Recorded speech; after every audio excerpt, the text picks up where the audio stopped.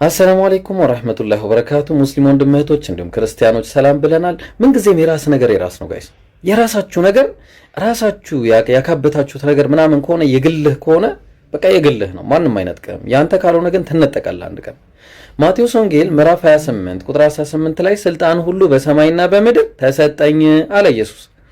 ግን ችግሩ አንደኛ ቆሮንቶስ ምዕራፍ 15 ቁጥር ከ4 ጀምሮ በኋላ መንግስቱን ለእግዚአብሔር ለአባቱ አሳልፎ በሰጠ ጊዜ አለቅነትም ሁሉና ስልጣንም ሁሉ ኃይልንም በሻረ ጊዜ ፍጻሜ ይሆናል።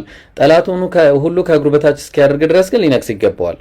ማን ነው ጠላቱን ከእግሩ በታች ያደረገለት? እናየዋለን። የኋለኛው ጠላት የሚሻረው ሞት ነው። ሁሉ ከእግሩ በታች አስገዝቶለታልና አለ። ሁሉን ከእግሩ በታች አስገዝቶለታልና ማ እግዚአብሔር።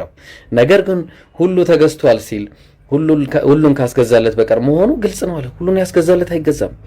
ይሄኛው ግን ይገዛል። ለምን? ሪል አይደለማ። ይሄኛው ሪል አይደለም፣ የሆነ የተሰጠው ነገር ነው።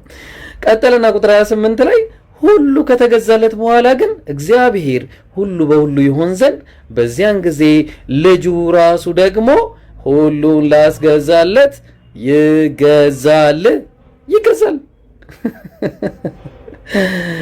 እዚህ በስጋው ነው በምናምን ስትሉን የነበራችሁ ሰዎች ያኔ መጨረሻ ላይ ሁሉ ላስገዛለት ይገዛል እና ምን ይሻላችኋል?